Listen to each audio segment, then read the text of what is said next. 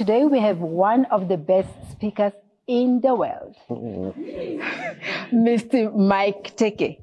I mean, I love digital transformation. I love social media. I like YouTube and reading a lot about people.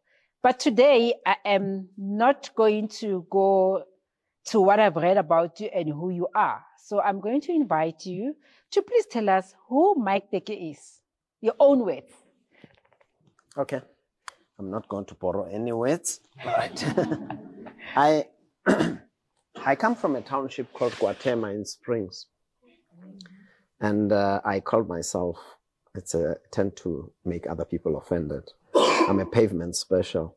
I call myself that because pavement. Because people like to say you look like a mix of something and something. I was raised by an old lady, Joanna, and my grandmother raised me. And I then went to school in Guatema, left Guatema, went to the University of at that time it was called the University of the North, Limpopo. Then I came here for a postgraduate studies, and then I did an MBA.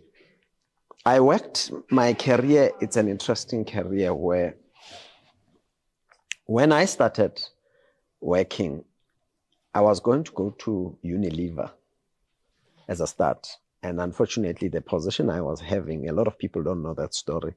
I was going to go to Durban. But then it was me and my sister, and I had to look after my sister. My sister is older than me, but we had to be together.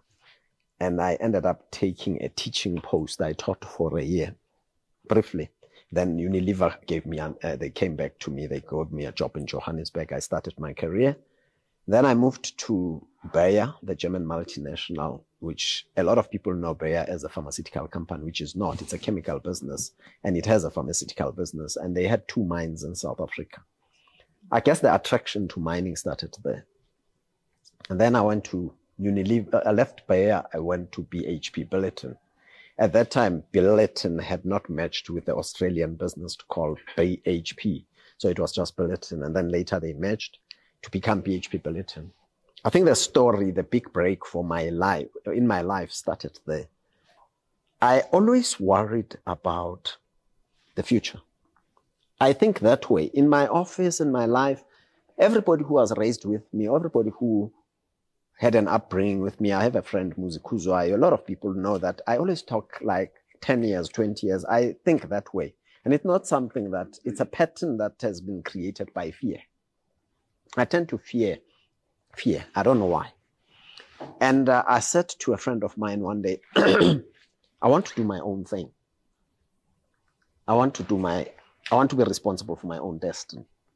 And I think it started there with the whole conversation of what does that mean? What it means, what it meant for me then was I want to be able to dictate that I don't want to worry that people are sitting in an office somewhere deciding my future. Are you with me? In other words, people are talking and then they come back and say, tomorrow, you don't have a job. And I used to worry about that. And I said, hang on, I think I must do my own thing. And those who were raised in Sesotho language, Sesotho, Setswana, Sepedi, there's a nice saying in Sesotho, I used to have that impression that I'm an orphan. I never had a father. My father ran away. My mother died when I was a little boy. And my grandmother, guys, I was raised by a very tough old lady. My grandmother was difficult. My grandmother was tough, but never abusive. Never. My grandmother raised me well in terms of time. I'm never late for a meeting. If you're late for my meeting... He was 45 minutes early. If you're late for my meeting, you'll wait for the next meeting. So you don't come in.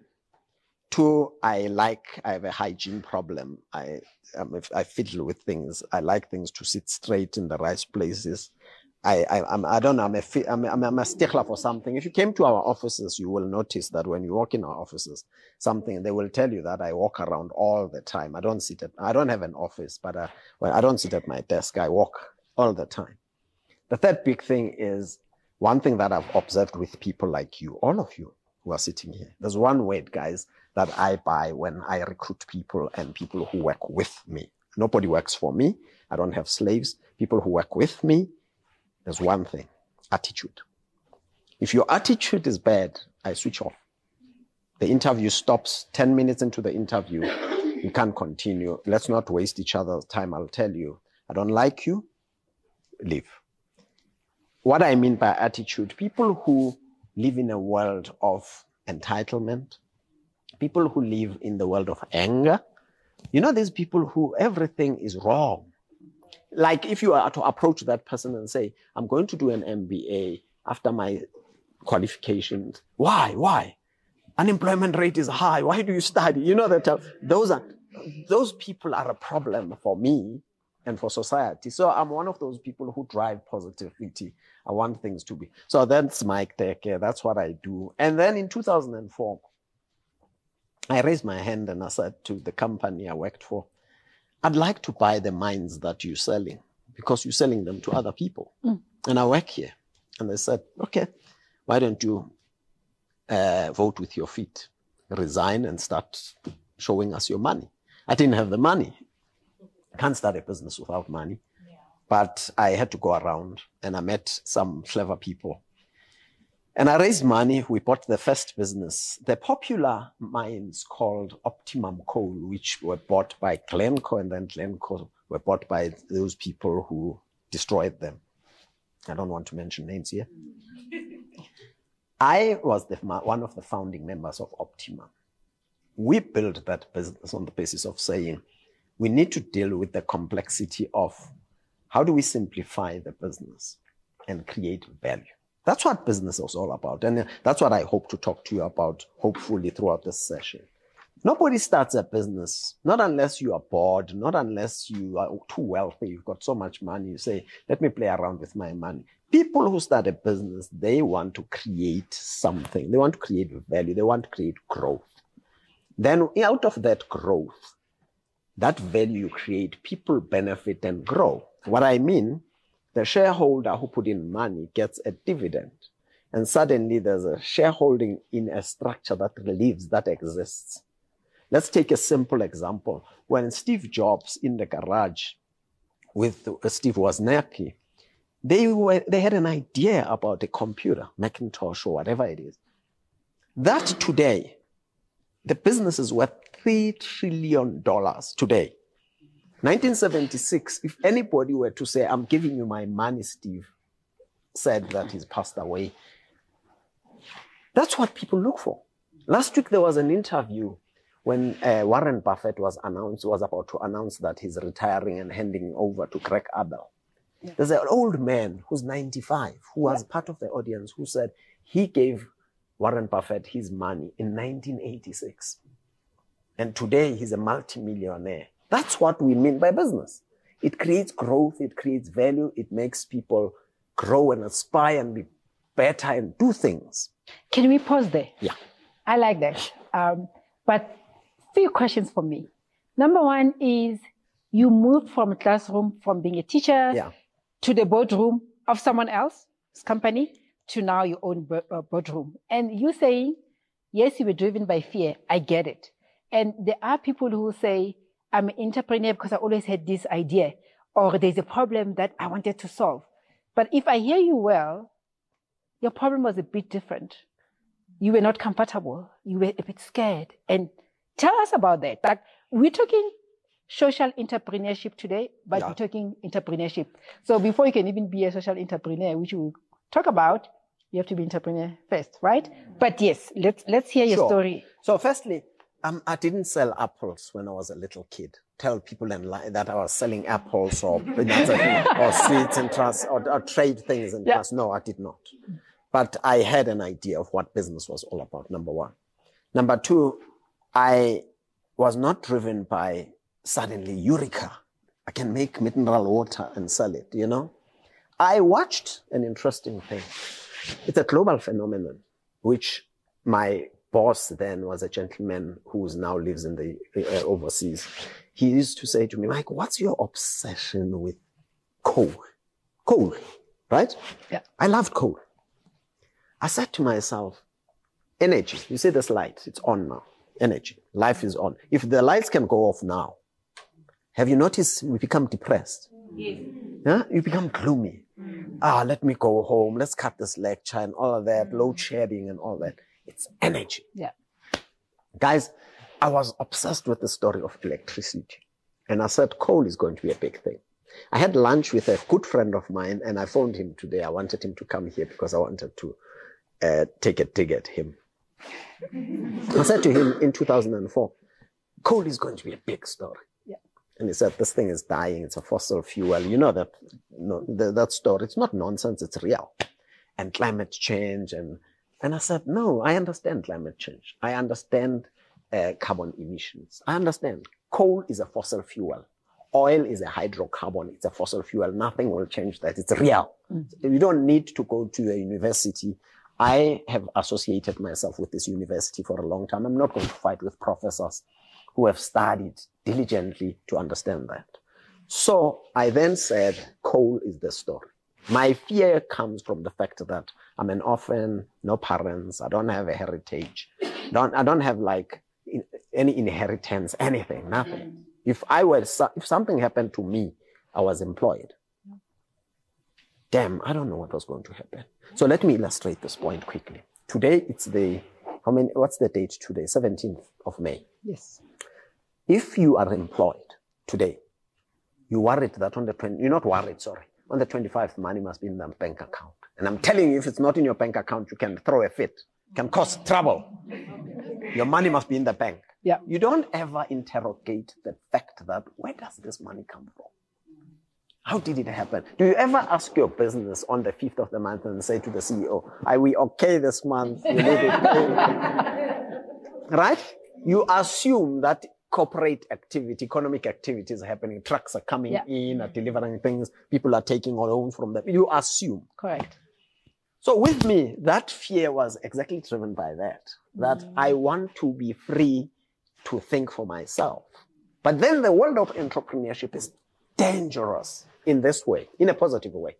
Don't go out and say, I'm pushing you away from that. No, I'm not. I'm encouraging you to be entrepreneurs if you want to be. When you're an entrepreneur like today, my biggest concern, it's fear, but it's good fear. My fear is cultivating fear. It's fear that's like fertilizer. It's good fear. I like it. You know, I like my fear. It's good fear. What does it mean? It means that on the 25th, people must be paid. Yeah. When I walk the corridors in our business, when I walk into Seriti on the 25th, I must walk with pride. I don't walk around so that Sipho Dlamini stops me and say, what's happening? We were not paid. Instead of 5,000, I got 2,000. That's the fear of entrepreneurship. Yeah. It's fear that makes you wake up at 3 a.m. I sleep very short hours. If you want to talk to me, you must talk to me at 3:45, and you can try me. At 3:45, I'm at the gym. I have to be there. I have to. Not the gym as in Virgin. No. Nobody, they won't open for you. It will be issues somewhere. So the point I'm making, therefore, is the entrepreneurial drive. It's the fear that says, I want to build something that will make me free to decide on what I want to do. Now, free means this. You are free to sit in a boardroom and strategize about things. So then, when Optimum was successful, working hard, we built a powerful machine, employed good people. We listed the business on the stock market, on the JSE. And we listed the company because it was doing extremely well. You don't list a dud. You list something that's powerful. And the share price started to create excitement. And Glencore bought the business. I would call it a friendly takeover. Other people might argue that it was a bit hostile. It was not hostile. Glencore walked in one day, Swiss-based, from Zug. They came in and said, we own Seriti, Optimum, we want to buy it. And I said, fine. They bought the business. A few months later, I was sitting alone in the office. Now Glencore has taken over. They offered me the job. As a CEO? As a CEO. Yes. I reflected at home. I used to sleep alone on the couch, just lying there. And my wife will tell you the story that I like to, when I'm alone, it's not a secret. My wife can tell you that. I get angry at times to myself. Like if I have a bottle, I'll throw it around and I get agitated about things. If things don't happen, I'll chase you. I'm like that. I chase people. I chase people. People at the mines will tell you that I'll chase you, I'll follow you, and I'll fire you if you don't deliver. That's simple. Anyway, so a gentleman who used to work with me as a CFO, then, who today has been working with me for 20 years, said to me, Mike, what's your thinking? And I said, I'm going to start again. We need to start the fire again. And we started looking for assets and talking to Anglo, talking to several people. The global markets were that the investors, especially the Scandinavian countries, Norway, Sweden, Denmark, those people were agitated about fossil fuels. So they were putting pressure on Anglo, on BHP to say, you must divest coal. Coal is dead. It's a fossil fuel, carbon emissions and the like. And I stood and said, I'm ready to buy these assets. And Anglo sold us the first assets. So we bought the first assets, and that was the creation of what you know today as Seriti. I call ourselves, we're one of the biggest. We are a serious business. I'm just humble about it. I don't want to cause problems with people. And then South 32 raised their hand and said, we're selling our assets as well.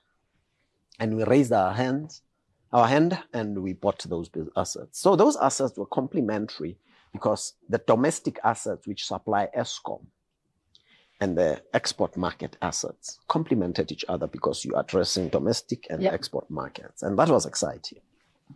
But people who don't know the journey of Seriti's shareholders, one of the big shareholders in Seriti, it's a company called Massimo Group Holdings, which is my family business.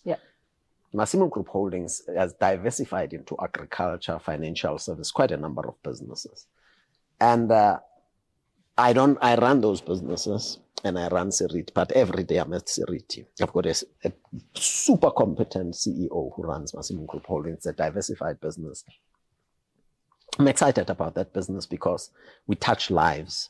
And I was listening to your conversation earlier talking about social entrepreneurship. And I keep on asking myself, what is social entrepreneurship with you? I don't know.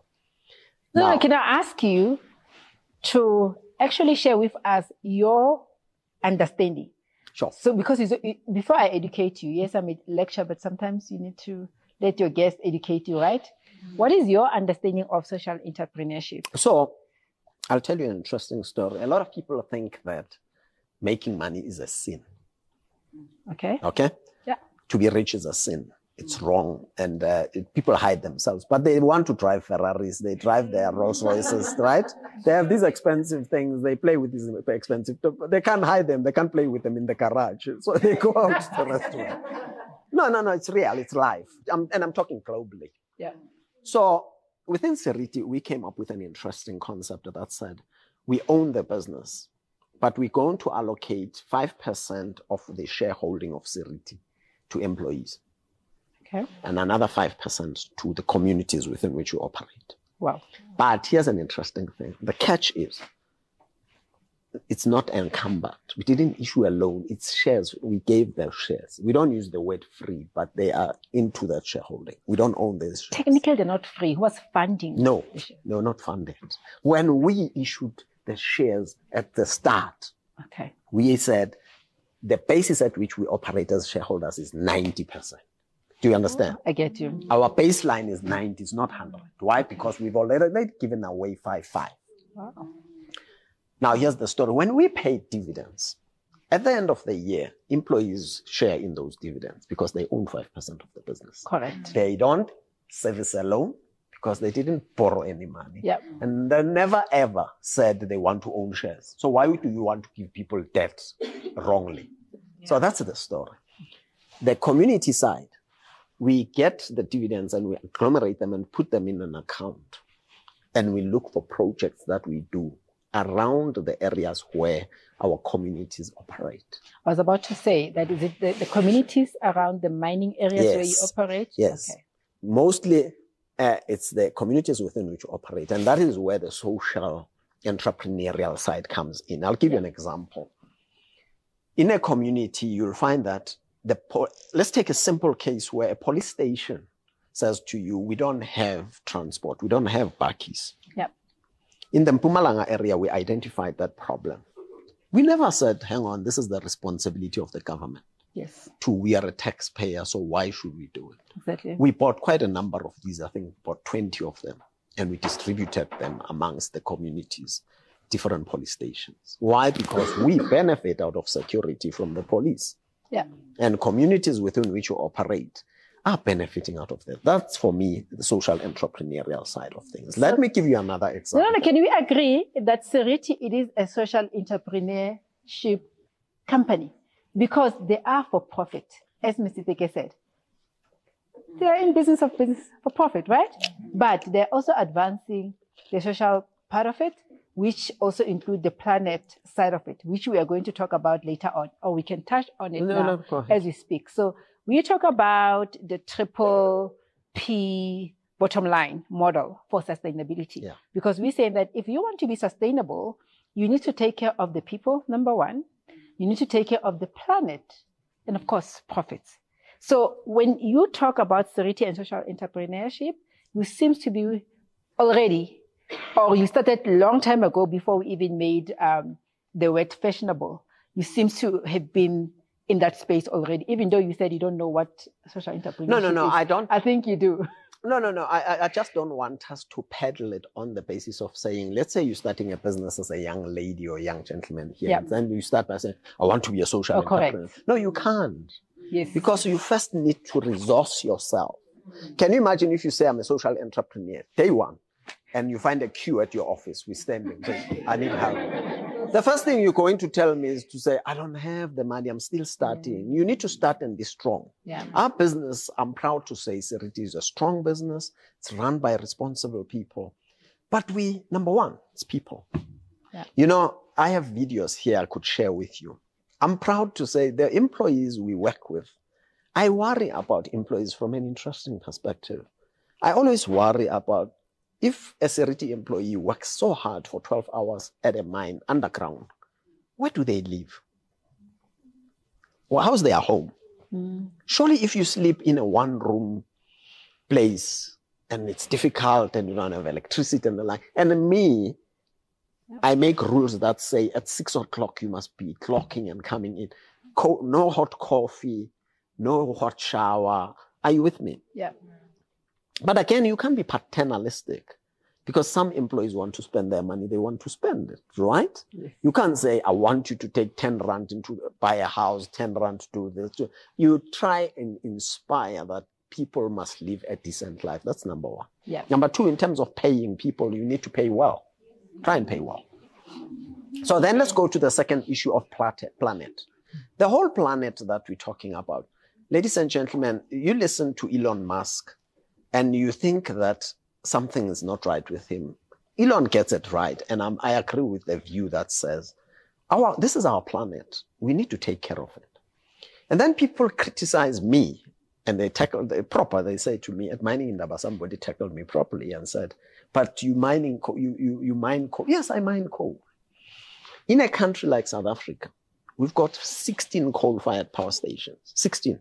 Okay. And we load shed, right? There's load shedding. Mm-hmm. If I were to be irresponsible and shut them down, the 16 of them, there'll be chaos. There'll be chaos. We are saying the transition, whereas you transition from fossil fuels to renewable energy, make sure that it's just, it's renewable, and it's reliable. Yeah. That is why when we make money as Seriti, we took 25 billion and invested it in wind energy, Seriti Green.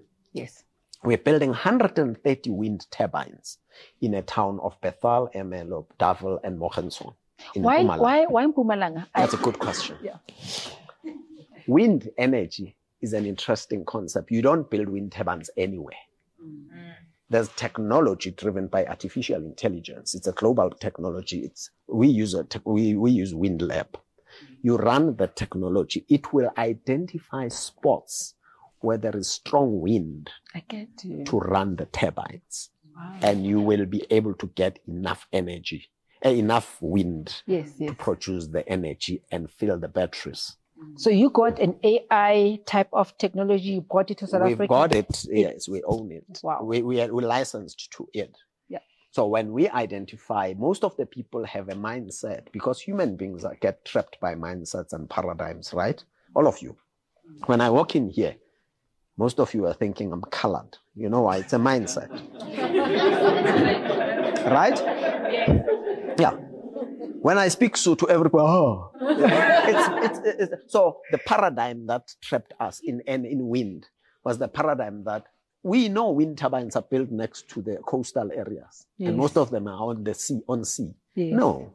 Inland, you can do it. And we're doing it in Mpumalanga. We're going to build 130.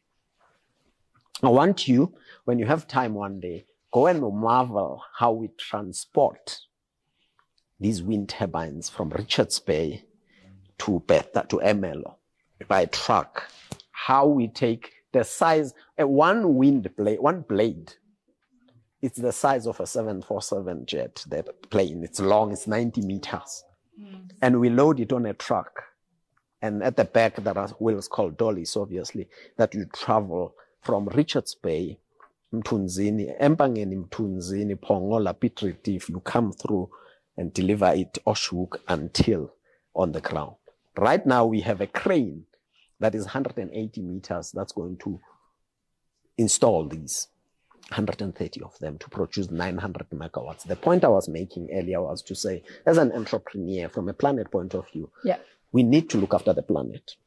We need to understand that there are young people, there are generations that are still going to live for long.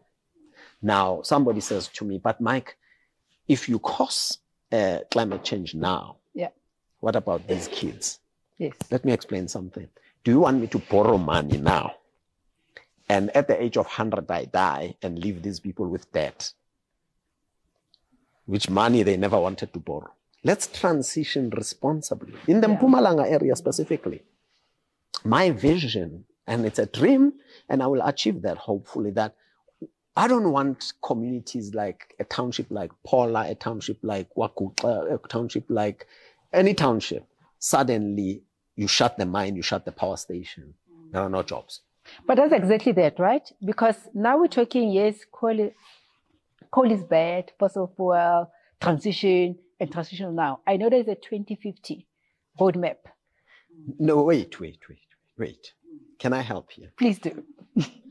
It's a global phenomenon. People globally are saying 2050. And I ask a question, who came with 2050? Why? Why 2050? Yeah. Somebody says 5 power stations must shut down in last week Friday, not this Friday. Last week Friday, I was in a meeting. Somebody clever.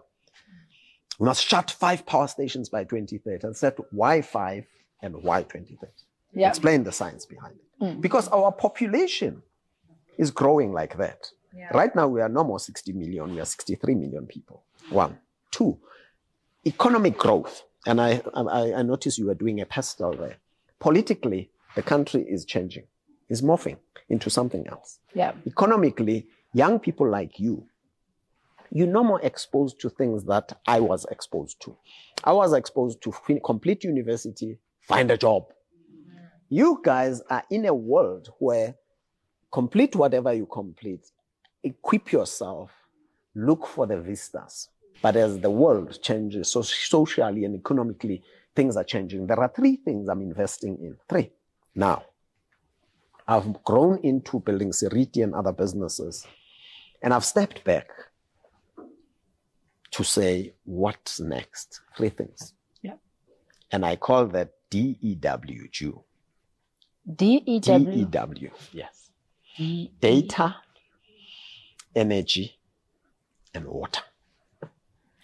Anything that has to do with data. I'm telling you, you guys, you live in an exciting, this world is exciting for you. I'm telling you, if I was your age, I would look the world of data. Let me give an example. We're sitting here now. These cell phones are talking, right? The cell phone was next to this one. There are cell phones that are talking. Somebody is busy sending a message somewhere.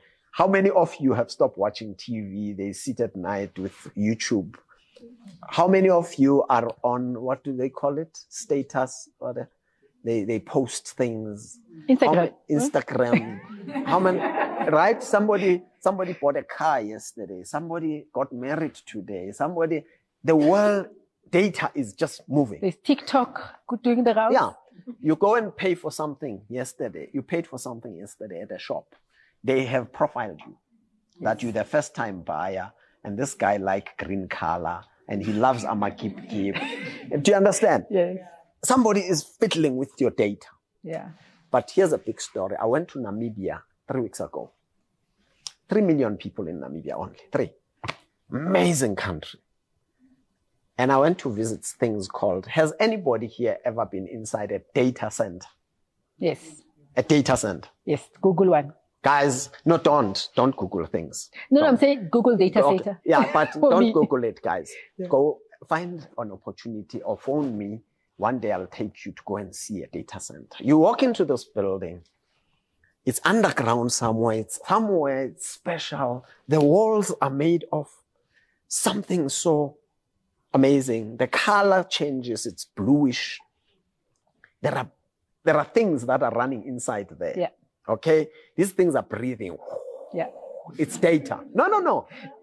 It's data. They store your data. They store data on anything. Yeah. I walked into this data center and there was a corner. I asked the guys, why is this corner empty? And this corner is bought by one of the American companies. I won't mention the name. And it's going to their machines, their servers and systems are going to be here.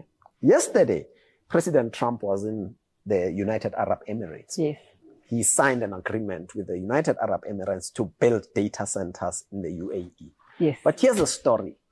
Why am I talking about data? Data centers need electricity.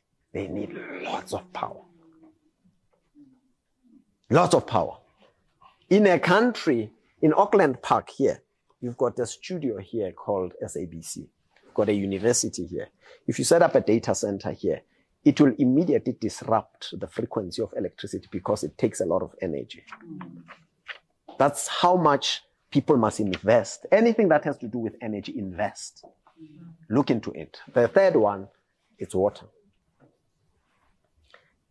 Those things, water is going to be big.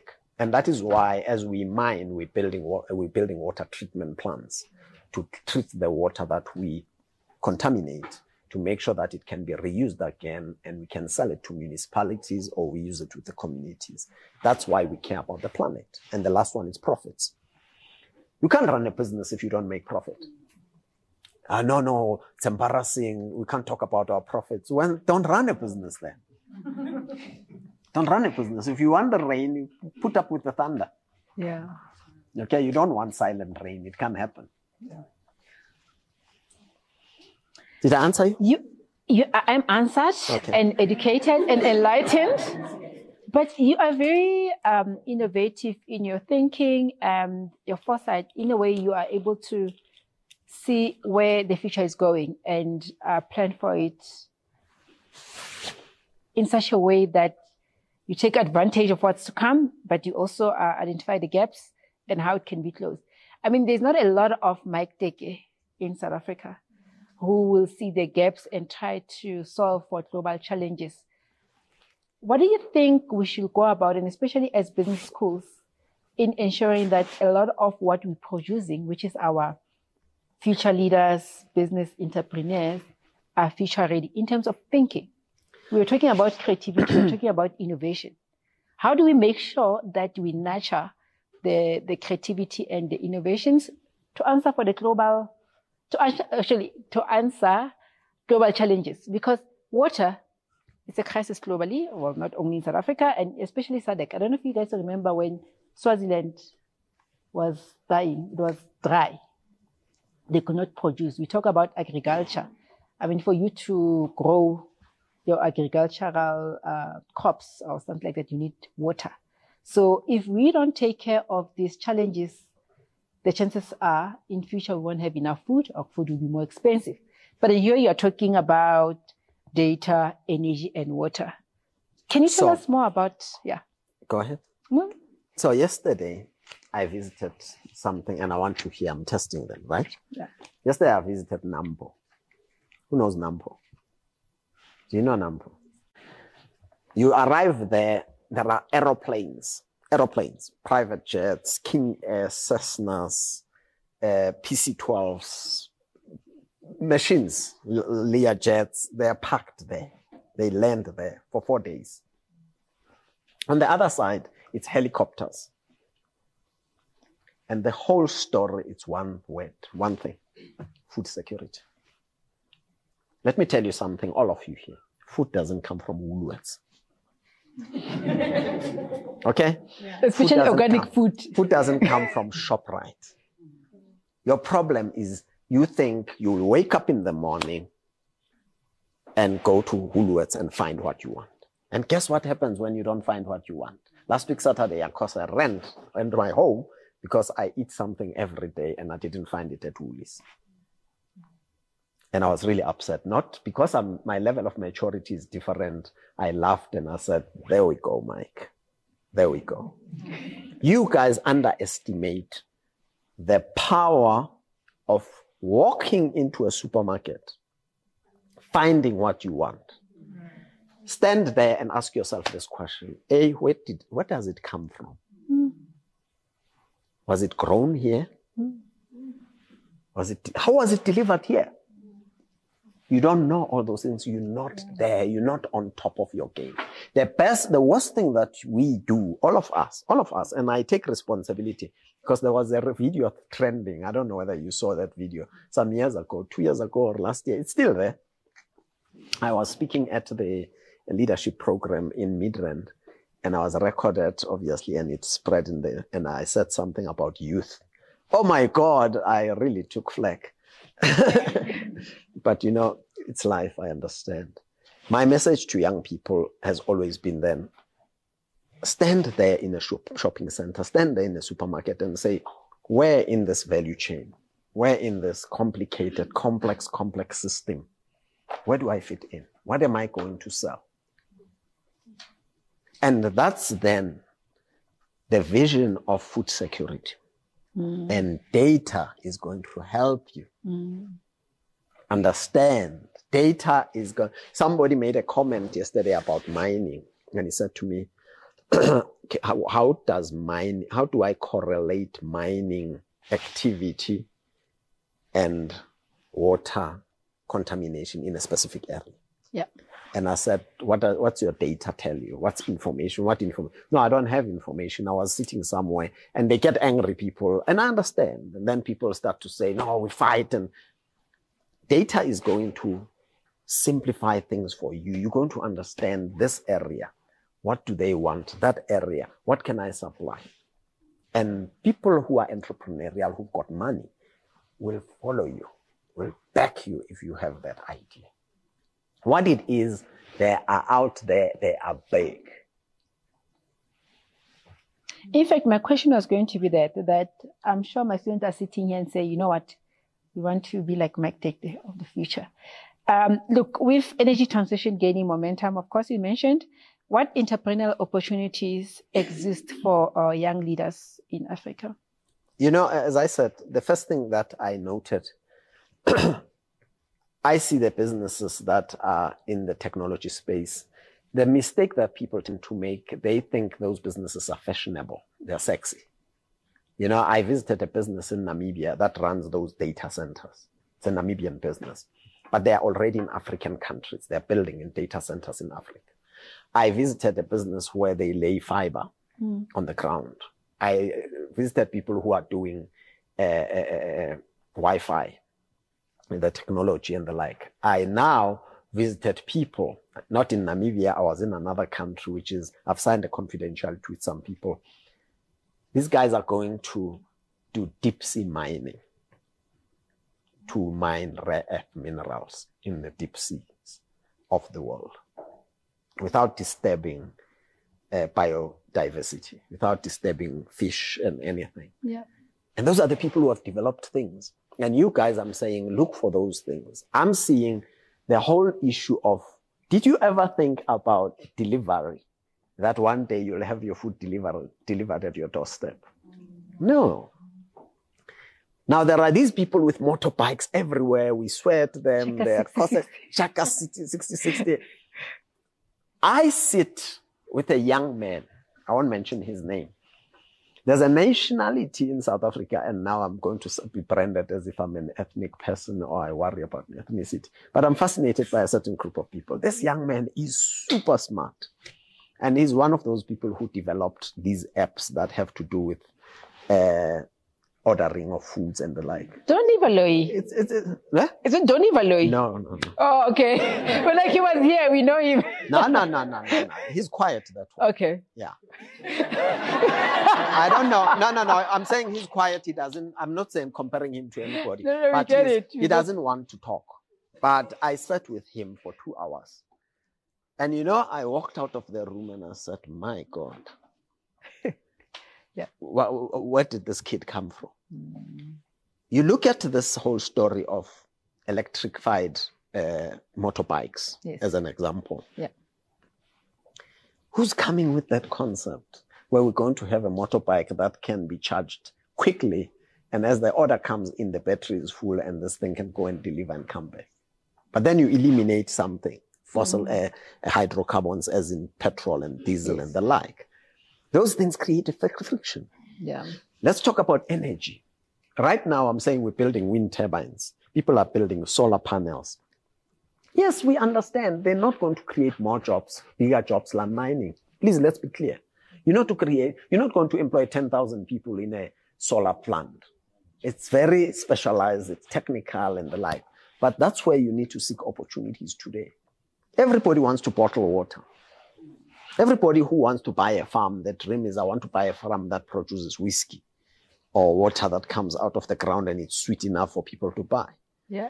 I see the excitement. I must tell you, the brands I see, like you wearing what you're wearing. I'm not stupid as in, I watch those things and say, if this kid, whoever developed this, Tsepo, whoever, guys, those are the people who have got tailwinds behind them. And if you stand on the sidelines, I heard you earlier, all of you, you were complaining about KFC and the 2 rand and the like. Guys, you can't look at a gift horse in them. Oh, guys, if you give away your money, don't go and ask people what they do with your money. Okay? You donated money. There are kids you help at school. They get a bursary. Okay? They qualify, they get their degrees. They don't come back to you and say, hi, thank you, I've got a degree. They go and work. You don't chase them and say, yeah, I paid for your education. No. If you donated the 2 rand and KFC is stealing it, they are not stealing it, okay? These people feed 30 million meals. So stop worrying about that. Mr. Teke, we have a lot of those people who say, we are okay, we want to be CEOs for other people's companies and CEOs. We have a lot of those in South Africa. So I want you to talk to those who say, I want to be an entrepreneur. Yeah, sure. But it is very challenging and probably I'm failing. How do I bounce back? So can you probably talk to those? So there are people who are born to do it, okay? Who will say, if things become tough, I'll ride the storm, okay?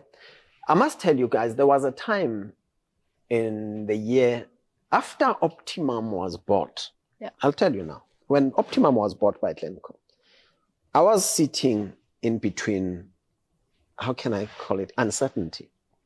And the fear of, do I go back to employment? Do I have somebody screaming at me as a boss? Do I have somebody signing my leave form, asking me where I'm going, where I'm coming? Those type of, no, those things linger in your head. Yeah. You start to say, and then there's this problem of the social, guys, you've got social dilemmas, all of you.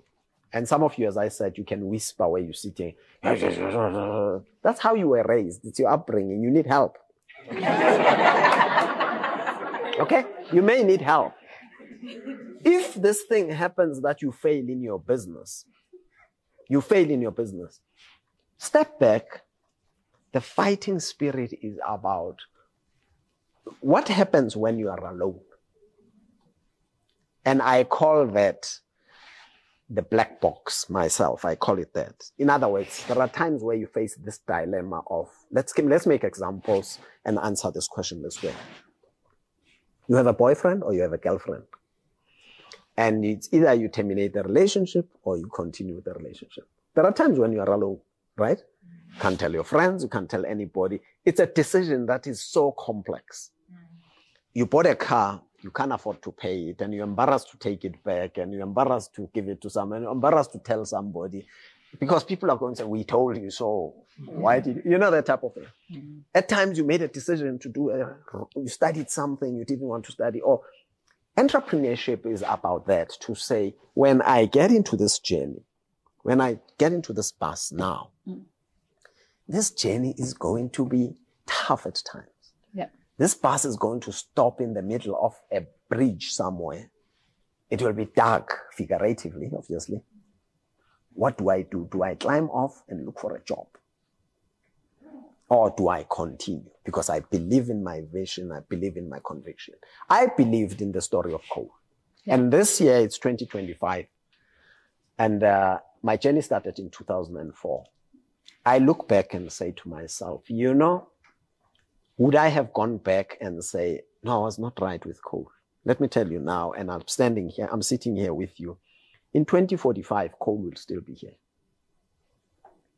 Coal will still be mined. We'll still have coal. Let me give you a simple example. You saw what happened in Spain and Portugal last week, 2 weeks ago on the 26th. The whole 2 countries went dark. Boom. Spain, people criticize and say Spain was quick to shut down their coal-fired power stations and shut down their nuclear and focus on renewables, and the renewables couldn't carry them. It's criticism, whatever it is. Reality of the matter is that we might not know what happened, and the engineers are working on that to find a solution. The point I'm making is that with me believing in this story, message to these young people who want to be entrepreneurs, believe. Do you believe in what you're doing? 2, do you have the makeup for it? In other words, suddenly you don't collapse in the office. Suddenly you can't sleep. Suddenly you fighting with people around you. Suddenly you're erratic. It's not your game. Go and look for a job. But if you are resolute and you have the makeup of saying, you know what, it's tough at the moment, I believe in this story, I'm going to fight. And you back it with fact, go for it. Go for it. I'd love to see most of you becoming entrepreneurs. Go and look at the S&P 500 on NASDAQ. There are companies, there's a company there called Palantir. Go and read about Palantir. There was a time when this share price was at $7. There was a time when this share price went to $27. And I like that because we are big investors in a company called Anchor Capital. We shareholders in Anchor Capital through Massimo, our family business. And people were talking about Palantir it's more AI and technology that supports the military working with the Pentagon. It's a bit complex business. And people are saying, are you sure you want to invest in a business like this? The share price was 25, 26. It came. Today, as I speak to you, today it's $128 a share. Sure, you're in the money. People are in the money. Yeah. Let me give you an example. Nike. You know the story of Nike. Have you read the book called The Shoe Dog? Go and read the story of The Shoe Dog. Phil Knight was sitting with his dad, and he said to his father, I want to go to Japan. There was a shoe called Onitsuka. I want to go and buy it, and I want to bring it here as an importer. But then I'll start doing my own thing. And he met a guy who was his neighbor, who was the athletic coach, and they started devising the story of Nike, and the story of the swoosh. The lady who made the swoosh for them, they gave her some shares in this business they were starting. I was watching the share price. Why I'm mentioning it? Phil Knight, Doc, believed in Nike. There was Adidas. There was Puma. There were big, he believed in the story of Nike.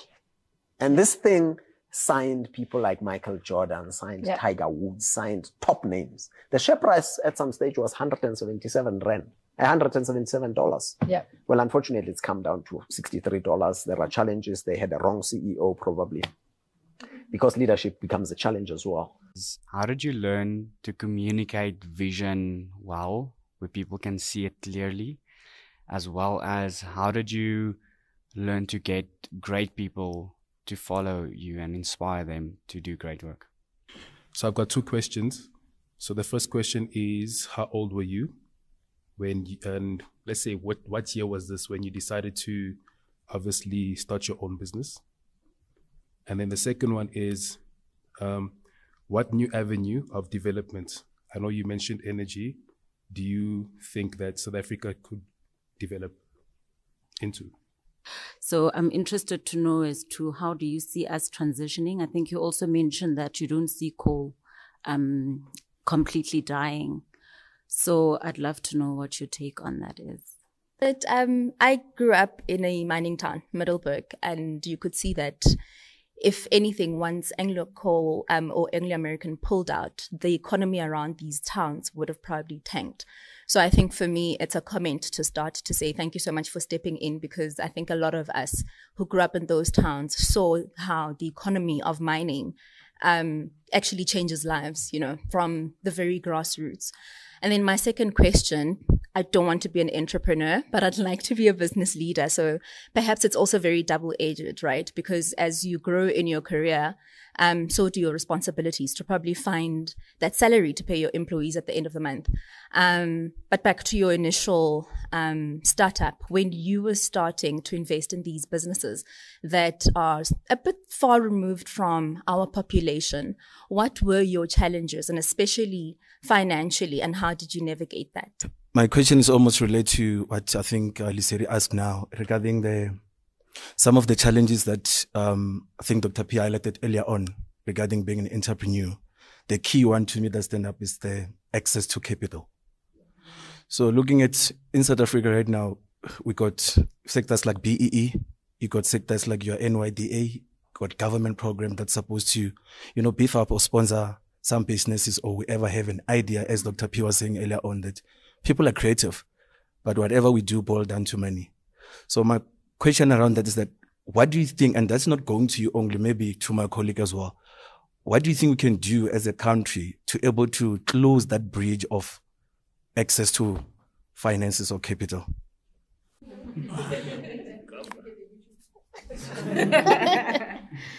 Thank you. Firstly, let me just say thank you for acknowledging it's okay not to want to be an entrepreneur like myself. So I'm very, very much passionate about youth development through education. And often I find leaders, maybe like yourself, I like that you are now referring to Guatemala, speaking about the young men who grew up Guatemala. But I want to know more. What are you doing maybe to go back to Guatemala? Sometimes I feel the disconnection between leaders and communities is when we make it in life, we don't go back. Then these kids often now don't see who can they look up to. We go back when we've made it way too far and say, oh, she left when she was 4. But now they can't relate because they weren't seeing this person all the time. Thank you. And there was a question about, I was around 39, 40 when I decided that it's time up. I must go and do something. And my wife was sort of reluctant at that time. He said, you have a great job, great career. People love you. Why are you doing this? And I decided it's time. So there's never, at times when you do it at that age, you think and say, I think I should have done it when I was 25. Yeah. I shouldn't have done it when I was 30. Guys, when you're ready, you know the story in the Chinese, is it the Chinese who say, in India, they say, when the student is ready, the teacher will show up. Yes. You know, something like that. Mm-hmm. So it's it. What was the next one? Transition from the third one. Renewable. Oh, yes. Mrs. Jacobs? Yes. Yes. You made an interesting comment. I think people misunderstand this. I am saying, let's have an end game. Our end state should be, we need fossil fuels, but not 80% of the entire energy mix. Probably it's going to be 40, so it's going to reduce something. We need to accommodate a lot of renewables. Solar, wind, whatever we bring in. We need to have hydro. The energy mix we have as a country or as a region must be versatile so that it can balance itself. When it's winter, the base load, which is coal, will always be there. When the sun is not there, we know we can survive. When the sun is there, the batteries are filled up. Battery energy storage systems must be there. I support all of them. What I disagree with is when you say, shut everything and start from scratch. That is going to destroy the economy. Yes. This story of we take good grade coal, we send it away. There are power stations in this country, 15 of them. There are 16. One power station is private. It's called Kelvin. It's in Indian. Yeah, it's not Eskom. It's not. It's private. They buy coal wherever they buy. The reason why are power stations built in Mpumalanga? Answer that question. Why? Most of them.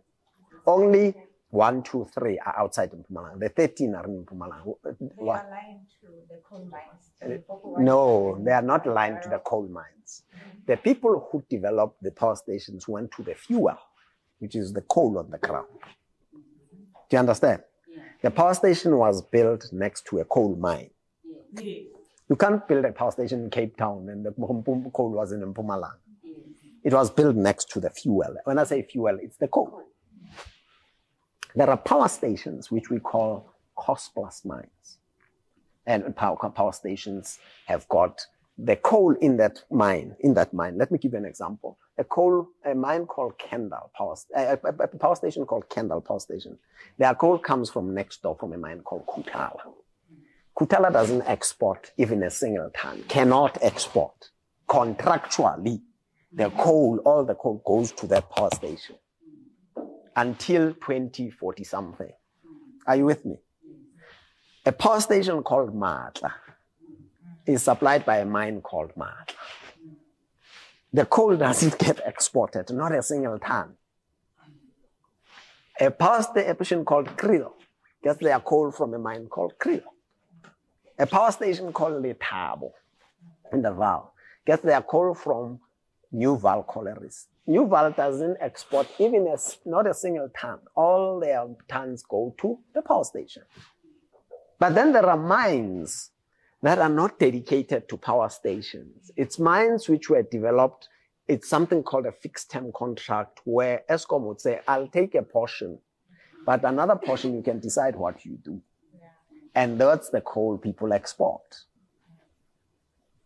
So there's nothing that somebody's cheating and taking coal that should have gone. No. And these contracts are long-term contracts. There are contracts that run until 2052, 2042. Do you understand? And then people turn around and say, yeah, but somebody got such a long contract. No, these contracts were signed in, the one I gave you, Kendall, was signed in 1986. We're not born yet. No, not 400. Some of them were signed in 1982. So it's why the country wanted to strategically protect itself with the strategic resource.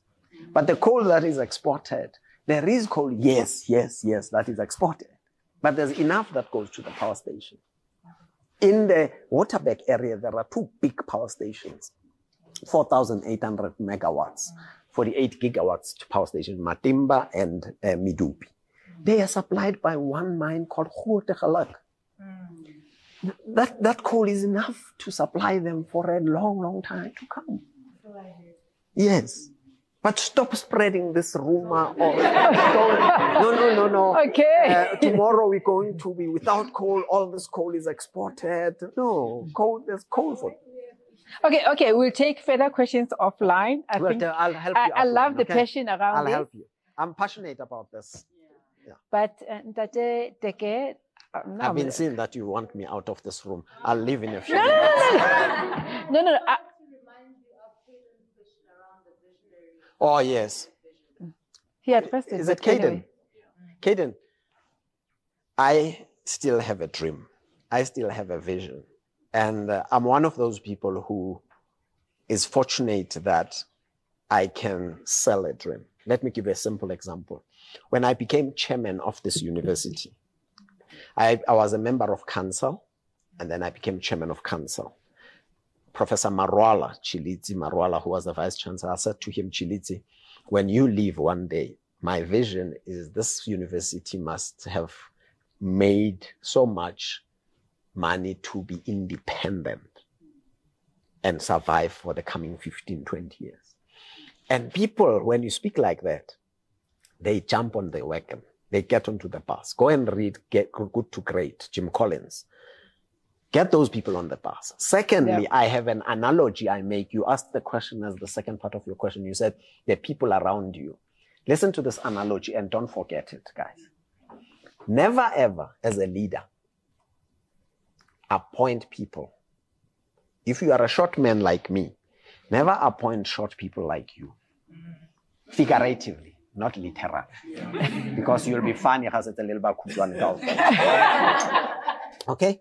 Don't employ short people figuratively. Because tomorrow, when the light bulb runs out, none of you will be able to change it. You need to get tall people. In other words, in my business, I surround myself. I've got a decent executive team. Decent, I'm proud to say they are a bunch of humble people, but those are the guys who pull the amps. They work hard, and those are the guys who are far better than me. They are the type of work they produce. At times I sit back and say, wow.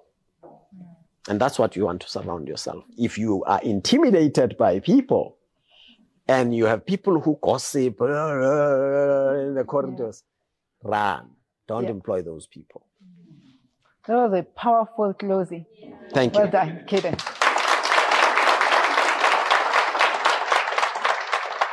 But to sum it all and cement your understanding, Teke says he just wants us to build powerful economies. That is the only thing that he's asking of us to do. If you don't want to be an entrepreneur, it's okay. But somehow you have a role to play to those who are building, right? And you say, for us to do this, we need to believe. And we also need to have a makeup, not like me, like they built for it. Ne? And lastly, you are humble enough to say you cannot boil the ocean.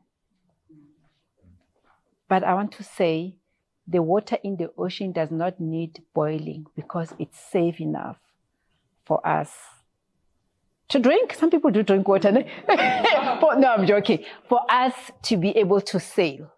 And with that said, thank you so much for your time. Thank you. I mean, you guys don't know. Before he came here, he went to the hospital to check out one of his employees. The whole CEO.